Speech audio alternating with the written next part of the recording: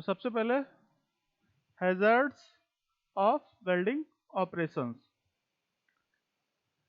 तो ये hazards of welding operation basically ये बताता है कि वेल्डिंग जो आप परफॉर्म कर रहे हैं उसमें किन तरीके के प्रॉब्लम्स क्रिएट हो सकते हैं। फायर हैज़र्ड हो सकता है, मतलब जो डिफ़िकल्टी अराइज होती है वेल्डिंग के दौरान वेल्डर को और साथ ही साथ पूरे सिस्टम को प्रॉपरली यूज़ करने के रेस्पेक्ट में, पूरे सिस्टम को प्रॉपरली रन कराने के रेस्पेक्ट में अगर देखा जाए तो इस टॉपिक को बड़े ध्यान से समझने की ज़रूरत है। Basically hazards of welding operation से ये मतलब है, कहने का मतलब ये है कि किन तरीके से प्रॉब्लम आती है वेल्डिंग के दौरान।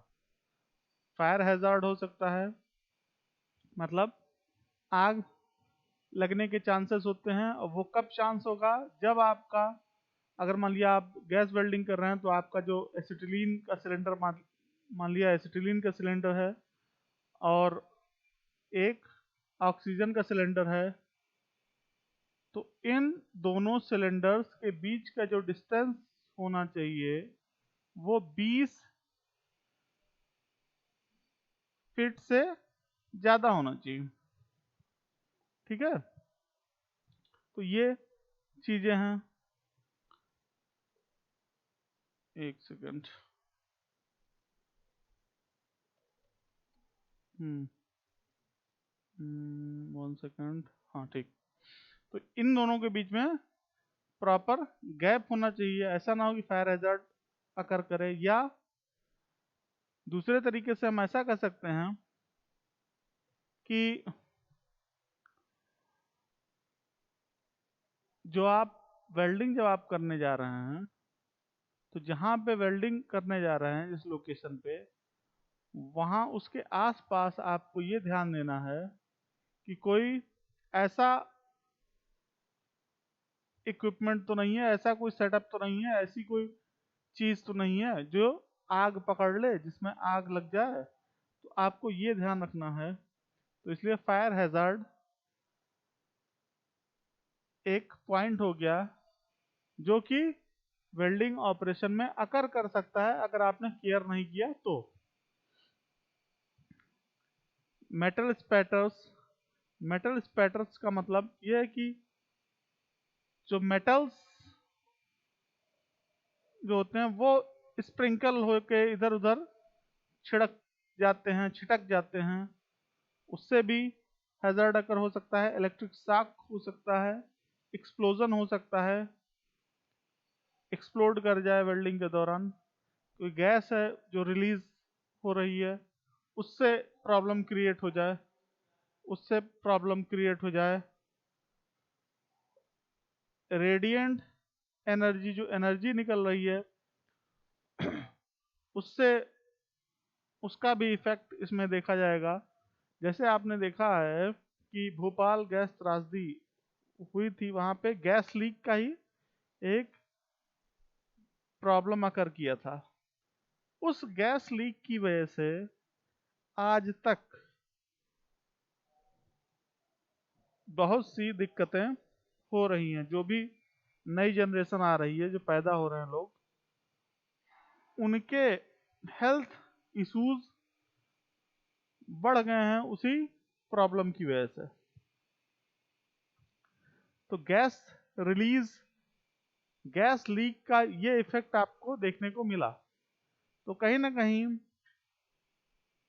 ह्यूमन के हेल्थ पे एडवर्स इफेक्ट डाल रहा है अगर हम प्रॉपर सेलेक्ट ना करें, चीज़ों को प्रॉपरली हम ना केयर करें, तो उससे जो वर्कर है, जो उस पर्टिकुलर एरिया में जुड़े हुए लोग हैं, उनको, उनके ऊपर एडवर्स इफेक्ट होगा। वो फायर हैजर्ड की फॉर्म में भी हो सकता है, मेटल स्प्लैटर के फॉर्म में भी हो सकता है, इलेक्ट्रिक शॉक के फॉर्म में हो सकता है, एक्सप्लोजन के फॉर्म में हो सकता है, गैस रिलीज के फॉर्म में हो सकता है, रेडिएंट एनर्जी के फॉर्म में हो सकता है। Where would these hazards could be found on oil and gas well sites? आप ये भी देखेंगे कि इस तरीके के हैजर्ड्स गैस और ऑयल वेल साइट्स पे भी आपको देखने को मिलेगा। 3 basic types of welding. Welding तो डिफरेंट तरीके के हैं, लेकिन 3 बेसिक जो वेल्डिंग ऑपरेशन है उसके ऊपर हम लोग भी बात करेंगे। खाली उसी को कंसीडर करते हुए अभी चलते हैं। गैस वेल्डिंग, आर्क वेल्डिंग और ऑक्सीजन एंड आर्क कटिंग। तो गैस वेल्डिंग के केस में ये तो वेल्डिंग वाला पार्ट हो गया, गैस वेल्डिंग और आर्क वेल्डिंग, और यहाँ पे कटिंग के ऊपर बात करेंगे हम लोग। ठीक है, कि उसका लिंक कैसे है सेफ्टी के रिगार्डिंग। तो सबसे पहले हम बात करेंगे गैस। तो slower and easier to control than electric arc. Gas जो होगा उसकी कंट्रोलिंग आप आसान है, बस ध्यान ये देना है कि जो आपका एसिटिलीन और ऑक्सीजन का सिलेंडर है वो एकदम करीब ना हो, बर्निंग के चांसेस वहां ना हो, फायर हैजार्ड के चांसेस ना करें। Use of gas flames over metal until molten पडल इज फॉर्म्ड। गैस वेल्डिंग में आप ये देख रहे हैं कि गैस फ्लेम का यूज कर रहे हैं जिससे कि मोल्टन पडल फॉर्म कर रहा है। Most popular fuels used with oxygen includes acetylene, map gas, hydrogen. Normally हम लोग जब गैस वेल्डिंग के ऊपर बात करते हैं तो हम बात करते हैं ऑक्सी एसिटिलीन वेल्डिंग के बारे में। नॉर्मली ऑक्सी एसिटिलीन वेल्डिंग के बारे में बात करते हैं, लेकिन गैस वेल्डिंग में ऑक्सीजन तो होगा, एसिटिलीन की जगह पे कोई और गैस भी हो सकती है, जैसे हाइड्रोजन का इस्तेमाल कर सकते हैं। ठीक है, नेक्स्ट है आपका आर्क वेल्डिंग। तो आर्क वेल्डिंग के केस में two metals are joined by generating an electric arc between the covered metal electrode and the base metal। ये कवर्ड मेटल इलेक्ट्रोड क्या हो गया? कवर्ड मेटल इलेक्ट्रोड मतलब इलेक्ट्रोड के ऊपर कोटिंग किया रहता है, जिसको हम लोग फ्लक्स बोलते हैं। उस फ्लक्स का काम क्या होता है? वो flux as a arc stabiliser, as a weld strengthener, as a deoxidizer, as a weld strengthener, इस तरीके की चीजों का उस फ्लक्स का फंक्शन होता है। मतलब उस फ्लक्स के इस्तेमाल से आपको ये देखने को मिल रहा है कि उस फ्लक्स के कारण डीऑक्सीडेशन होता है, मतलब ऑक्सीडेशन से बचाता है वो फ्लक्स। आर्क स्टेबलाइजर आर्क की स्टेबिलिटी को बढ़ाता है। वेल्ड स्ट्रेंथनर वेल्डिंग के स्ट्रेंथ को इम्प्रूव करता है। स्लैग फॉर्मिंग कंपाउंड भी हो सकता है उसमें, उसके अंदर। तो फ्लक्स के अंदर डिफरेंट तरीके के मटेरियल्स होते हैं, उन मटेरियल्स के हिसाब से उस फ्लक्स के अंदर प्रॉपर्टीज आपको देखने को मिलती हैं। अब जो फ्लक्स आप इस्तेमाल कर रहे हैं उसमें कौन सी प्रॉपर्टी आपको चाहिए, उसके अकॉर्डिंग आप उसके अंदर मटेरियल डालते हैं। Next point, oxygen and arc cutting. Metal cutting in welding is the removal of metal by flame और आर्क. अब एक चीज आप ध्यान दीजिए कि वेल्डिंग, आर्क से तो आप वेल्डिंग भी कर सकते हैं और कटिंग भी कर सकते हैं. गैस वेल्डिंग, गैस से आप वेल्डिंग भी कर सकते हैं और कटिंग भी कर सकते हैं. ठीक है. तो जो आर्क जनरेट हो रहा है, जो फ्लेम जनरेट हो रहा है, उससे आप कटिंग भी कर सकते हैं और वेल्डिंग भी कर सकते हैं. अब ये डिपेंड करेगा कि उनका कंपोजिशन क्या है, उनका रेशियो क्या है. इसके हिसाब से वेल्डिंग होगा और या कटिंग होगा. इसको नेक्स्ट स्लाइड से समझते हैं हम लोग. Oxygen and arc cutting. ठीक है. Oxygen and arc cutting, most common cutting process oxygen cutting. Oxygen cutting में क्या होता है कि metal is heated bye a gas flame and oxygen jet does the cutting. तो जो ऑक्सीजन जेट है वो कटिंग के लिए रिस्पॉन्सिबल है.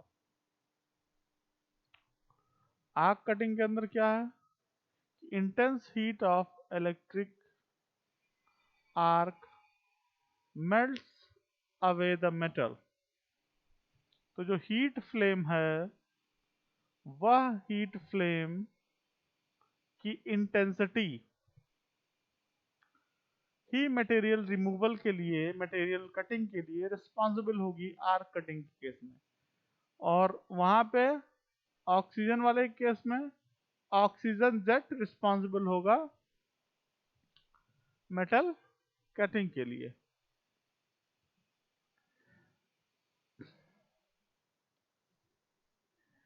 ठीक है. तो रेगुलेशंस, रेगुलेशन मतलब जो प्रिकॉशन जो आपको लेना है, जो सेफ्टी मेजर्स हैं, उनके लिए कुछ रेगुलेशंस बनाए गए हैं गवर्नमेंट के द्वारा. उन रेगुलेशंस को फॉलो होना चाहिए, उन रेगुलेशंस को फॉलो करेंगे आप. उन रेगुलेशंस को फॉलो करने पर आपको सेफ्टी मिलेगी. तो ये सेफ्टी रेगुलेशंस है बेसिकली. इन सेफ्टी रेगुलेशंस के कारण ही बेसिकली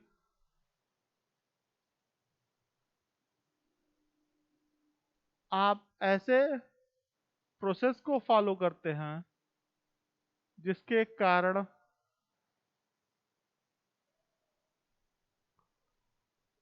आप वेल्डिंग सेफर तरीके से करते हैं. तो इसमें जनरल इंडस्ट्री पर्पस के लिए 29 CFR 1910 सब पार्ट Q, 29 CFR 1926 सब part J for construction, API RP 54 section 20 hot work welding flame cutting operation. इस तरीके की चीजें हैं जो रेगुलेशंस ऐसे बनाए गए हैं. उन रेगुलेशंस की रिस्पॉन्सिबिलिटी है कि उन्होंने कुछ सेट ऑफ डेटा दिए हैं, सेट ऑफ इंस्ट्रक्शंस दिए हैं.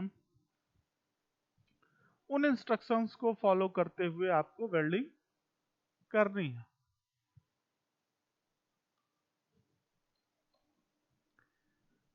तो 29 CFR 1910-52 जनरल रिक्वायरमेंट्स, उसके क्या हैं, फायर प्रिवेंशन सेफगार्ड्स. तो ये क्या है, fire hazards should be removed if the welded object cannot be readily moved. Guards should be used if removing fire hazards is not possible. Restrictions apply. No cutting or welding allowed if none of the above is possible. ये restriction impose कर रहा है guideline कि अगर fire hazard remove नहीं किया जाता है या कोई गार्ड नहीं प्रोवाइड किया जाता, गार्ड मतलब कोई ऐसी चीज जिससे कि हैजर्ड ना अकर करे, सेफ्टी मेजर्स को आप अगर नहीं फॉलो कर रहे हैं तो restrictions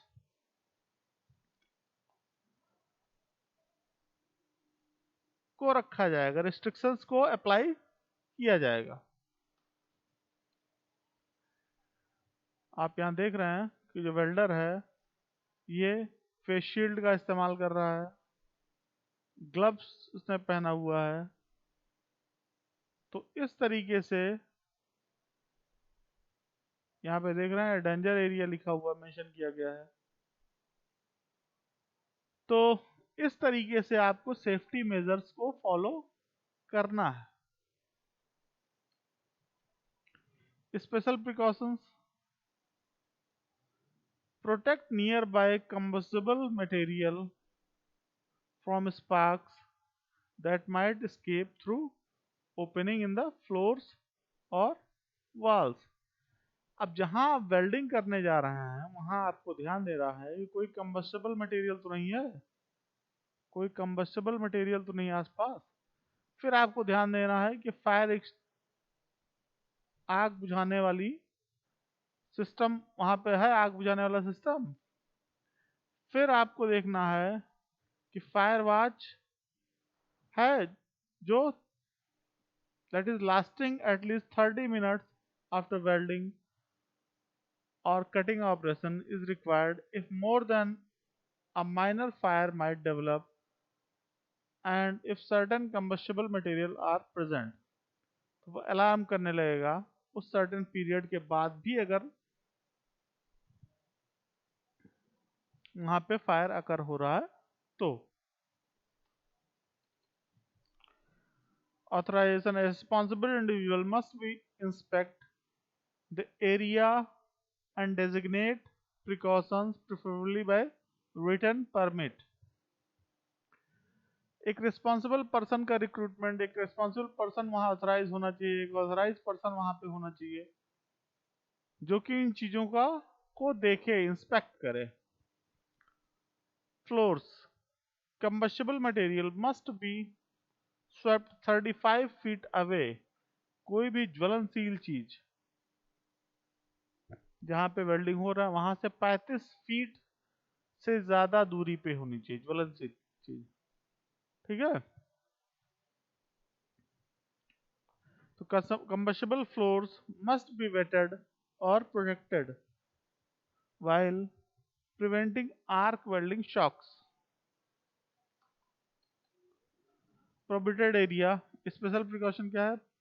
prohibited area, areas of welding unauthorized by management, management ने इसको अनऑथराइज किया है, वह prohibited area where sprinkles are impaired, explosive atmosphere जहाँ पे है, near storage of large quantities of readily ignitable material। तो कोई भी ज्वलनशील मटेरियल आसपास नहीं होना चाहिए। रीलोकेशन ऑफ कंबस्टेबल्स, अब कंबस्टेबल्स मटेरियल अगर आसपास हैं तो उसको रीलोकेट आपको करना है। आपको मतलब वेल्डर को, सुपरवाइजर को और जो रिस्पॉन्सिबल पर्सन है उनको, तो वो 35 फीट अवे होना चाहिए और उनकी प्रॉपर शील्डिंग होनी चाहिए। स्पेशल प्रिकॉशन, स्पेशल प्रिकॉशंस क्या है? डक्ट होने चाहिए, जहां वेल्डिंग कर रहे हैं वहां डक्ट होना चाहिए। Ducts and conveyor system that might carry sparks must be shut down. Conveyor system होना चाहिए, मान लिया स्पार्क क्रिएट हो तो उस पर्टिकुलर कंडीशन के लिए। कंबस्टेबल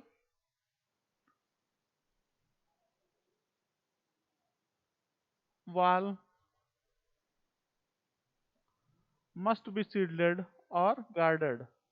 अब कोई ऐसा वाल जहाँ पे ऐसा चांस है कि कंबशन हो सकता है, वहाँ पे बर्निंग हो सकती है, तो आपको शील्डिंग कोई प्रोवाइड करना पड़ेगा, वहाँ पे आसपास शील्डिंग होना चाहिए। तो जब शील्डिंग आसपास होगा तो आपको ये प्रॉब्लम नहीं अगर करेगा। Non combustible walls, particles or ceilings when welded requires opposite side moving of combustible or fire watch। तो आपको ये ध्यान देना है कि एक कोई बीच में ऐसे पार्टीशन होना चाहिए जो कि वेंटिलेशन को तो ना इफेक्ट करे, बट एक शील्डिंग प्रोवाइड करे, ताकि अगर कभी फायर हैजार्ड टाइप की कंडीशन क्रिएट हो तो मिनिमम इफेक्ट हो वह area. Combustible cover, no welding on a certain metal building components having combustible cover or layer। ठीक है, ये चीज है। स्पेशल प्रिकॉशन, स्पेशल प्रिकॉशन में बेसिकली क्या है कि पाइप्स और any metal close enough to combustible to cause ignition by conduction may not be cut or welded। अब इन सब पॉइंट्स पे आप यही देख रहे हैं बार बार कि कोई ऐसा कंपोनेंट आसपास नहीं होना चाहिए जो कि इग्नाइट हो। जहाँ पे आप वर्क कर रहे हैं उस पर्टिकुलर जगह पे ऐसे चीज़ों का होना जो कि ज्वलनशील हैं, वह पूरी तरीके से उसको रोका जाना चाहिए। अब मैनेजमेंट क्या रिस्पॉन्सिबिलिटी है? मैनेजमेंट की रिस्पॉन्सिबिलिटी क्या है? Establish proper areas and procedures, ये डिफाइन करना कि कहाँ पे वेल्डिंग होनी है। साथ ही साथ ये डिफाइन करना कि सेट ऑफ प्रोसीजर्स क्या हैं जिसको फॉलो करना है वेल्डिंग के दौरान। डेजिग्नेट रिस्पॉन्सिबल इंडिविजुअल्स, एक रिस्पॉन्सिबल पर्सन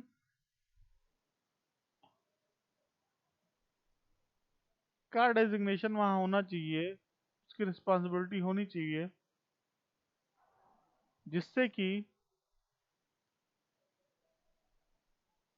वो चीज़ों को स्मूथली रन कराए। इंश्योर ट्रेनिंग, जो वेल्डर है उसकी ट्रेनिंग इंश्योर होनी चाहिए। Advise contractors of hazard, hazard के बारे में आपको कॉन्ट्रैक्टर्स वगैरह को एडवाइस देना पड़ेगा, बताना पड़ेगा। सुपरवाइजर्स रिस्पॉन्सिबिलिटी, स्पेशल प्रिकॉशन के अंदर सुपरवाइजर की क्या रिस्पॉन्सिबिलिटी है, इस पे बात कर लेते हैं। So safety of equipments and procedures, supervisor की रिस्पॉन्सिबिलिटी ये है कि जो इक्विपमेंट यूज कर रहे हैं उनकी सेफ्टी और प्रोसीजर को उनको फॉलो करना चाहिए। डिटरमाइन कंबस्टिबल हैजार्डियस एरिया, ये डिफाइन करना है कि कहाँ पे ऐसे मटेरियल रखे गए हैं जो कि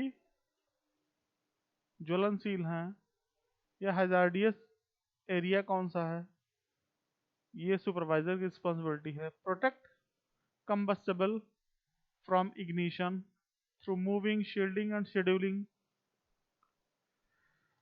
अब जो ऐसे मटेरियल्स, ऐसे इक्विपमेंट्स जिसमें फायर अकर करने के चांसेस हैं, इग्नाइट होने के चांसेस हैं, उसको मूव करना, उसके ऊपर शील्ड लगाना, उसकी शेड्यूलिंग करना, उसको नए जगह पे भेजना, ये रिस्पॉन्सिबिलिटी सुपरवाइजर की। Secure authorization, give go ahead to cutter or welder, ensure fire protection, ensure fire watches if required।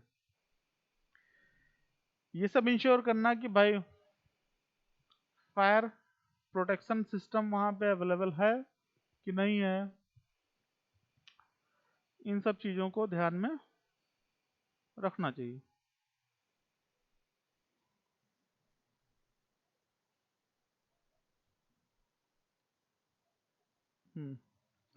Welding और cutting containers.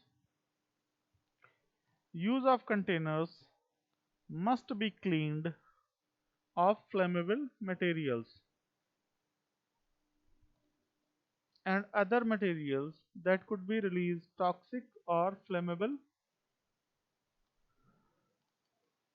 vapors when heated। तो जो कंटेनर्स आपने इस्तेमाल कर लिए हैं उनकी क्लीनिंग करना, कि ये देखना कि उसके अंदर कोई फ्लेमेबल मटेरियल तो नहीं है, कोई टॉक्सिक चीज़ें तो वो रिलीज नहीं कर रहा है, इन सब चीज़ों के ऊपर कंसंट्रेट करना चाहिए। नेक्स्ट पॉइंट है venting and fogging is required for hollow spaces और cavities, confined space।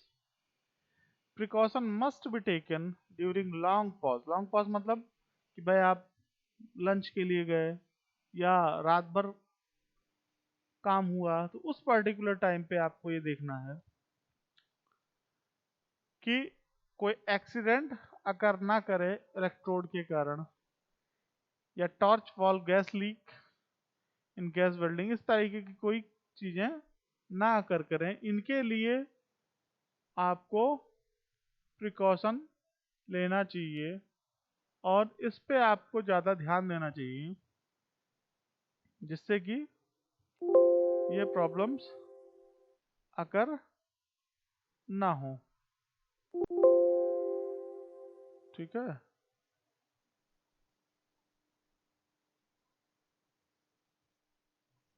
One second. ठीक है, तो ये चीज़ है कि आपको ये ध्यान देना होगा कि लॉन्ग पॉज अगर हो रहा है तो उस पर्टिकुलर टाइम पे, जैसे लंच या ओवरनाइट के टाइम पे, आपको प्रिकॉशन को ध्यान देना है, प्रिकॉशन लेना है उस पर कि कोई प्रॉब्लम अकर ना करे, कोई एक्सीडेंट अकर ना करे। ठीक है, एक्सीडेंटल कॉन्टैक्ट ऑफ इलेक्ट्रोड्स या टॉर्च वॉल्व गैस लीक इन गैस वेल्डिंग, ये सब आपको ध्यान देना पड़ेगा। आपको मतलब जो वहाँ पे सुपरवाइजर होगा, जो वेल्डर होगा, उन लोगों को इस पे ध्यान देके चलना पड़ेगा। Protection of personnels. Protection of personnels को हम नेक्स्ट वीडियो में अब बात करेंगे इन सब पे, और नेक्स्ट वीडियो में हम लोग ये सब डिस्कस करेंगे प्रोटेक्शन ऑफ पर्सनल्स के रिगार्डिंग। ठीक है, ओके, आज के लिए इतना ही हम लोग बात करते हैं, बाकी हम लोग नेक्स्ट वीडियोस में बात करेंगे। ठीक है, ओके, थैंक यू।